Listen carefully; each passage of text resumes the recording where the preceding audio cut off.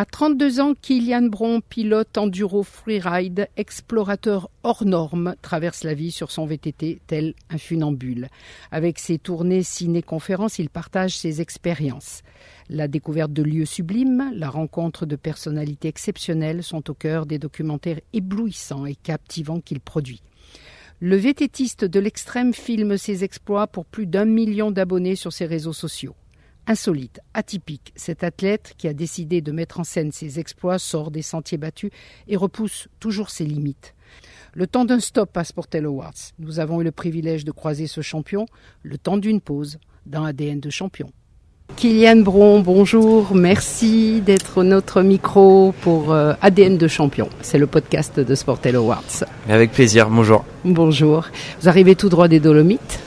Exactement, ouais, ça fait déjà quelques temps. C'est vrai que je suis toujours une routine de voyage et d'enchaînement de projets, mais les Dolomites sont encore assez récents et d'autant plus avec ce documentaire associé. Ouais. Alors justement, tu n'étais pas tout seul dans les Dolomites puisqu'il y avait toute une équipe pour tourner et ce documentaire, alors il est impressionnant. Moi j'ai vu des images, c'est fabuleux. À un moment donné, on a conscience du danger. Quand on est Kilian Bron et qu'on se dit que on est sur des crêtes, on est sur des chemins de traverse. Au-delà d'avoir conscience du danger, j'ai envie de dire qu'il est omniprésent. Moi, clairement, ce qui me concerne, il fait partie de ma vie et je le vois comme un signal. Le danger me fait peur et c'est cette peur que je dois maîtriser pour me mettre dans ma bulle. Une bulle que j'ai créée et que je fais évoluer avec les années sur toutes ces notions d'engagement et de lignes que je vais rouler en vélo et qui sont potentiellement dangereuses. Donc voilà, j'aime me conditionner et faire face à ce danger-là et c'est justement tout ce cheminement qui m'intéresse dans ma pratique. Est-ce que ça devient un besoin à un moment donné, quand de se mettre en danger pour justement avoir ce cheminement ? De manière générale, je suis quelqu'un qui me challenge. Je marche comme ça, j'ai besoin d'avoir des objectifs, j'ai besoin alors pas de jouer avec mes limites, mais en tout cas de me challenger et de me prouver que je suis capable de faire les choses à condition qu'elles soient bien préparées, qu'elles soient bien anticipées. Et c'est tout cette manière de faire qui me plaît, c'est moi. Et en tout cas, j'arrive à m'exprimer avec ces prises de risques-là. Je les répète pas tous les jours. Je pense qu'il faut pas considérer comme acquis quelque chose qu'on fait une journée et se dire que il faut le banaliser et que le lendemain ce sera facile à répéter. Je pense que je suis sans cesse en train de me poser ces questions-là et d'éviter la surenchère. Alors justement, c'est toute cette préparation qui te protège, on va dire, dans le sens où plus elle est pointue, plus elle est maîtrisée et plus tu es en sécurité finalement. Ouais, c'est ça, ces prises de risque, elles m'animent, mais elles me conservent aussi. Et je prends un vrai plaisir à faire ça. Un vrai plaisir au final à maîtriser ma peur, ma gestion de stress, tous les doutes que je peux avoir aussi. Je suis pas un robot, je suis un humain comme tout le monde. C'est juste que j'essaye de faire face à toutes les choses qu'on a parfois tendance à mettre de côté.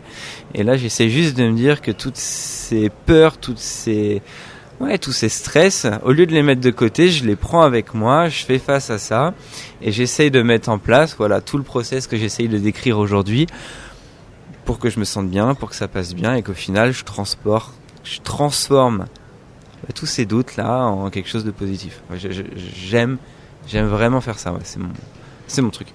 Alors c'est plus un appel sur la vitesse, sur la dangerosité de l'exercice. C'est quoi en fait l'adrénaline là-dessus ?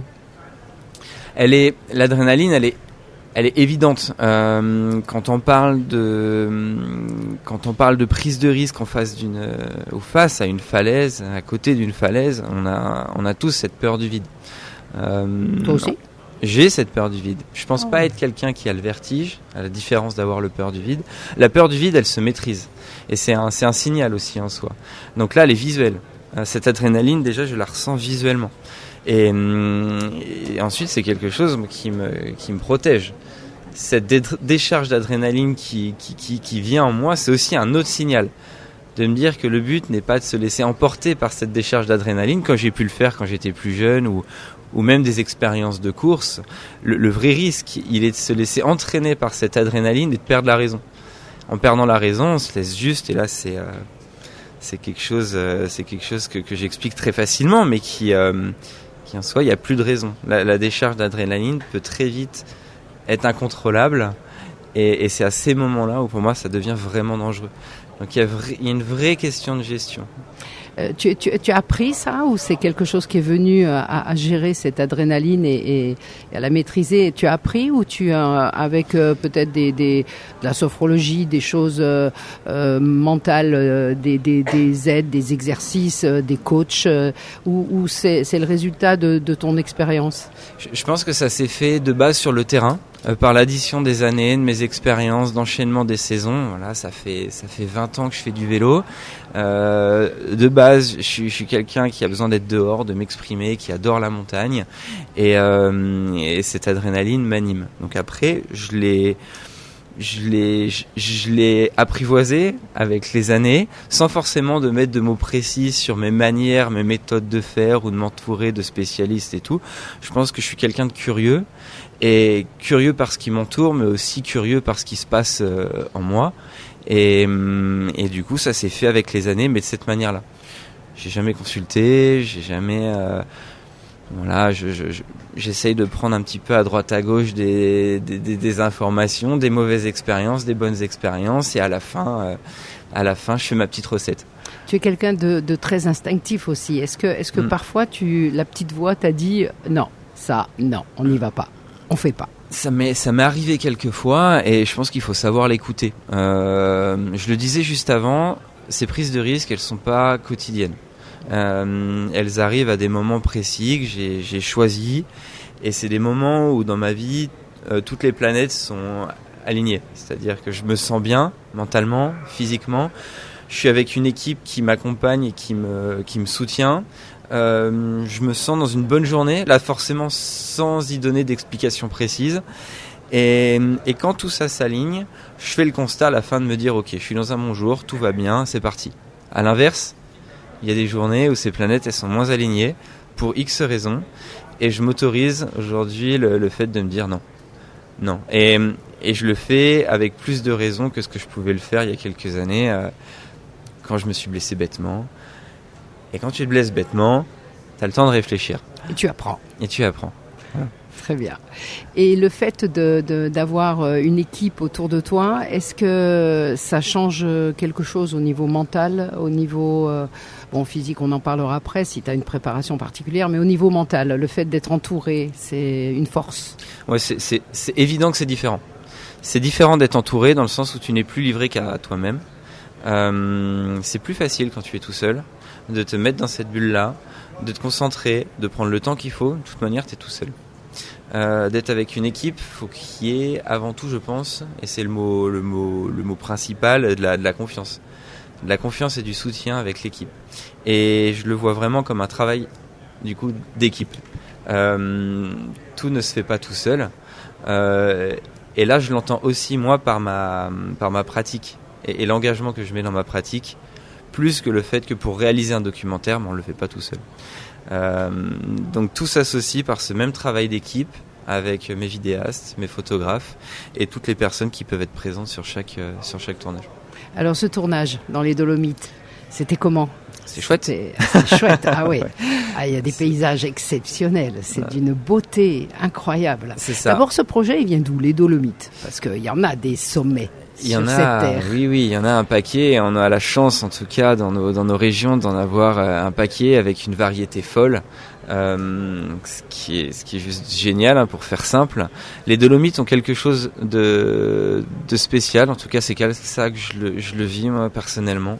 Je suis tombé amoureux de cette région il y a 5 ou 6 ans sur un premier projet vidéo qu'on a pu réaliser sur place, et je suis tombé amoureux de cette zone par sa singularité, ces sommets saillants dans un décor minéral, en contraste avec des vallées beaucoup plus boisées, Et là, je parle vraiment des décors visuels. Là, j'essaie de m'imager en même temps ce que j'ai vécu sur place. Mais en parallèle, il y a toute une histoire de la région qui est omniprésente. Quand je parle d'histoire, je parle surtout de ce qui peut rester de la Première Guerre mondiale, de tous ces éclats d'obus, de toutes ces tranchées, de tout ce qui a transformé les Dolomites par rapport à ce qu'on a pu le vivre nous aujourd'hui. Il y a un contraste énorme entre ce côté visuel qui est extraordinaire et toute cette histoire douloureuse d'il y a plus de 100 ans. Et ça fait un contraste qui est énorme et en fait je pouvais pas m'interdire, enfin c'était évident pour moi. Quand j'étais dans les Dolomites, j'avais vraiment ces deux images-là des Dolomites dans un contraste énorme et j'essayais de comprendre un petit peu l'ensemble. Et voilà, je suis tombé amoureux de cette zone jusqu'à y retourner pour ce documentaire. Et au-delà des belles images, au-delà de ma pratique, j'ai vraiment apprécié donner la parole à des gens qui pouvaient être légitimes pour ces sujets-là, des historiens, gardiens de refuge, des guides locaux, et j'ai vraiment apprécié prendre en tout cas cette nouvelle position. Ce documentaire, on va le voir où, comment, le public peut l'apprécier, sous quelle forme? Alors, on a mis en place un schéma un peu particulier qui s'articulait dès le début par une tournée de ce qu'on appelait les ciné-conférences, où on proposait au public présent le visionnage du documentaire, donc en format 52 minutes, associé à un échange de questions-réponses en fin de projection, tout sujet. Ce qui a fait la force, je pense, de ce format-là, c'est que je me suis engagé à répondre à toutes les questions sans filtre, sans barrière, et des fois sur des sujets où je peux pas m'exprimer aussi librement sur les réseaux, par exemple. Et je pense que ce qui a fait la force de cette tournée-là, donc on a fait une dizaine de dates, un peu partout, jusqu'à, et c'était ça le plus important, proposer le documentaire en ligne et gratuit pour tous sur YouTube. Donc en fait c'est assez simple, en tapant Dolomites, Kylian Bron, on tombe assez rapidement sur le format 52 minutes du documentaire. Et c'était mon vrai souhait à la fin de pouvoir le proposer au plus de personnes possible. Et c'est encore mon travail du moment, c'est que on m'a, en tout cas pour les personnes qui me suivent encore aujourd'hui, beaucoup suivi pour ce que je peux faire sur un vélo et pour le côté spectaculaire, visuel et cette touche peut-être un peu artistique dans nos projets, mais beaucoup moins sur les messages qu'on veut porter. Et c'est ma vraie transition du moment, pardon. Et c'est pour ça qu'on bosse sur une suite au Népal, une suite en Bolivie, qui sera construite à peu près de la même manière. Avec une histoire autour. Exactement. Mais des sujets différents. Et autrement que différents, qui sont peut-être une évolution de ce que j'ai pu dire dans les Dolomites.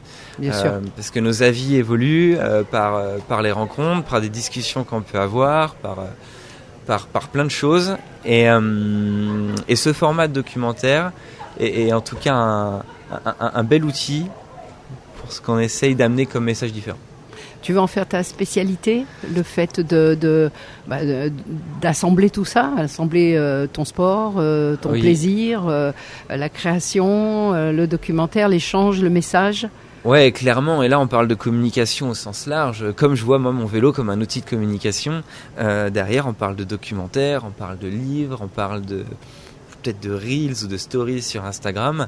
Mais ce documentaire-là, aujourd'hui, pour l'imager encore une fois, j'aime le voir comme le noyau. C'est le noyau, donc c'est la base. Et derrière, j'articule ce noyau avec différentes branches. C'est là on en revient à ma communication que je peux faire aujourd'hui, peut-être sur un podcast, sur des livres. Sur les réseaux aussi. Sur les réseaux. Donc tu es très présent sur les réseaux. Oui, j'y passe du temps parce que j'aime ça, parce que c'est l'air du temps. C'est ton côté partage aussi. Ouais, clairement. Et ça en fait partie. Et j'ai envie d'avoir plus de proximité avec les gens qui nous suivent.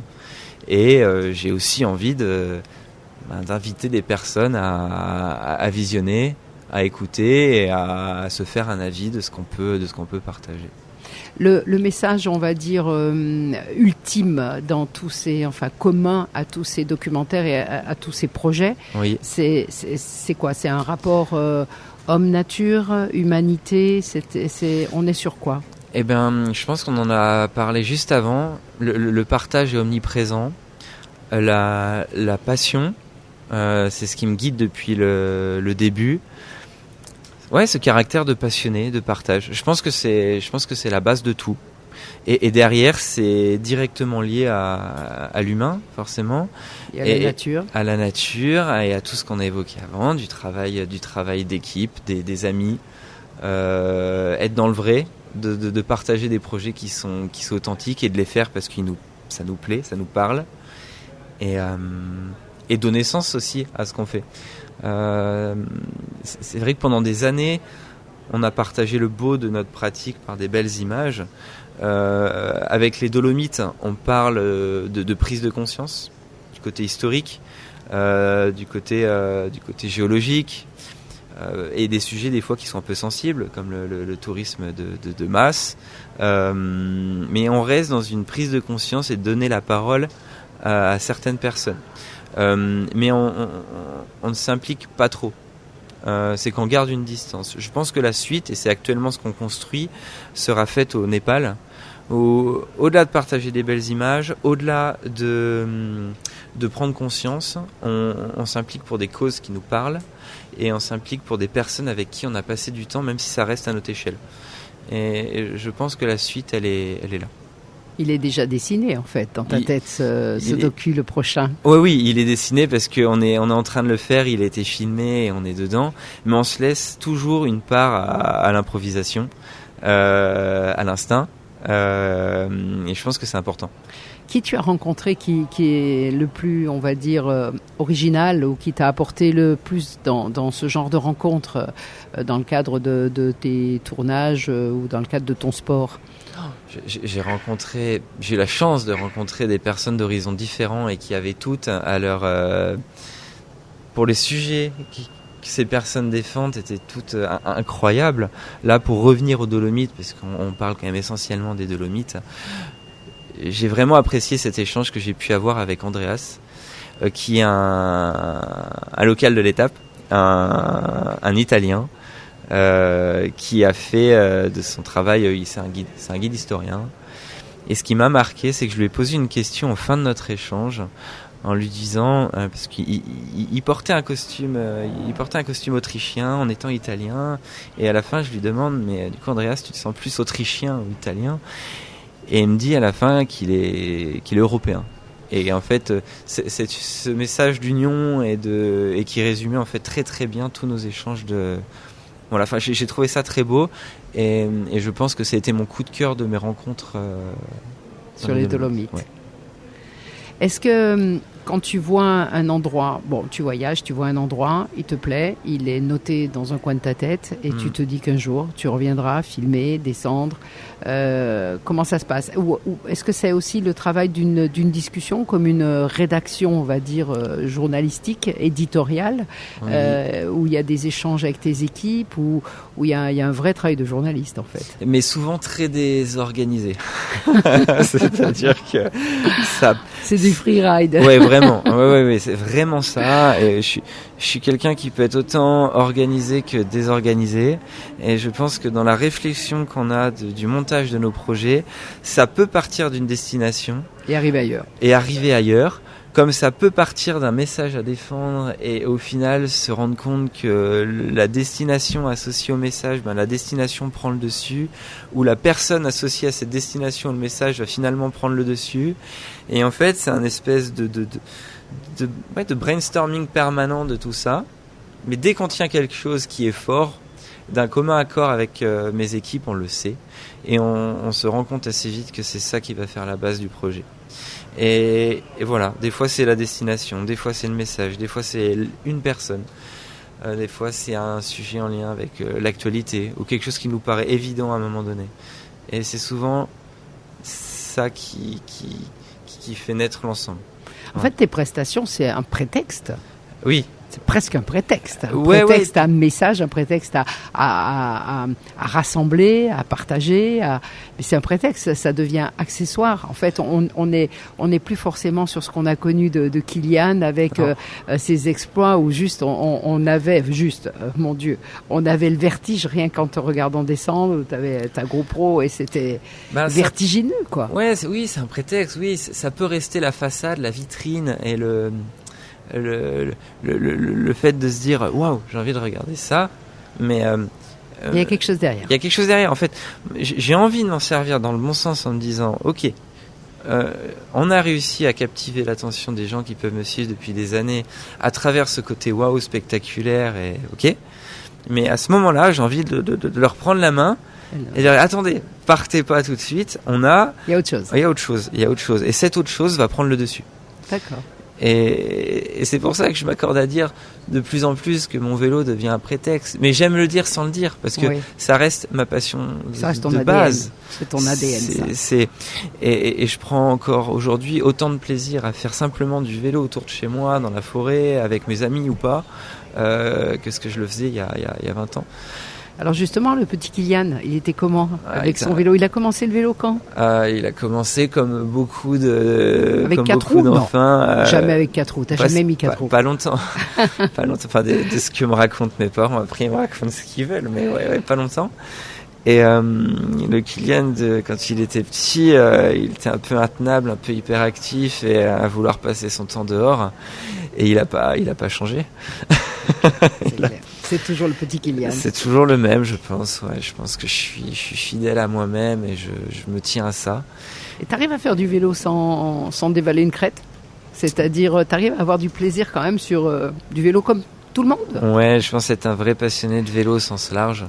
Et j'arrive à prendre du plaisir sur un vélo, pas seulement par le fait d'être éloigné de tout sur une crête où je peux risquer ma vie parfois. J'arrive à prendre du plaisir de manière différente et heureusement, j'ai envie de dire, comme d'aller faire une balade avec mes amis en bord de lac ou mais même au-delà du vélo, je pense que je suis quelqu'un qui vit dehors, qui vit avec des gens qui partagent les mêmes valeurs que ce qui m'anime. Et j'ai envie que ça me tienne le plus longtemps possible, quoi. Oui. Voilà. Le truc le plus fou que tu aies fait? Waouh.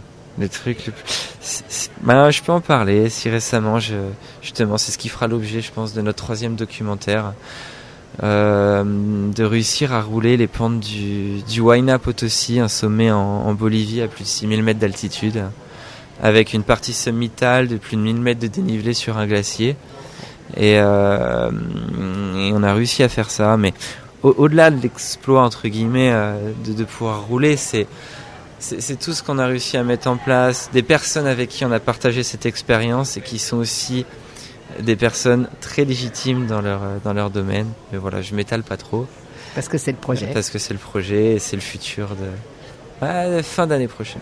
Ah oui, donc tu as des projets qui avancent pour longtemps. Oui. Tu as moyen terme, long terme. Ouais, des fois un peu trop. Là, j'essaye de revenir à des choses plus dans le présent. Tu arrives à regarder des séries dans ton canapé, être tranquille? Ça marche par période. Ah. Ouais, là je commence à rentrer dans la période où je vais pouvoir souffler entre guillemets un peu.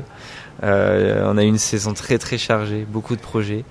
Et bien que j'adore ça, parce que je suis quelqu'un qui vit à 200 à l'heure, on a tous besoin d'un moment où on prend du recul, où on se pose et on essaie de recentrer tout et se dire ok, on a pu faire des choses bien, des choses moins bien, mais maintenant on repart sur quelque chose de nouveau. Mais je pense qu'il faut vraiment des moments où il faut souffler. Et regarder des séries de temps en temps, ouais, ça en fait partie. J'en regarde de temps en temps, et c'est aussi une source d'inspiration. Et puis des moments aussi pour déconnecter. Sans toujours lier ça à un projet, quoi que ce soit, juste se dire que je suis capable de regarder quelque chose sans penser à autre chose que la série, quoi. Merci Kylian. Avec plaisir. Merci beaucoup.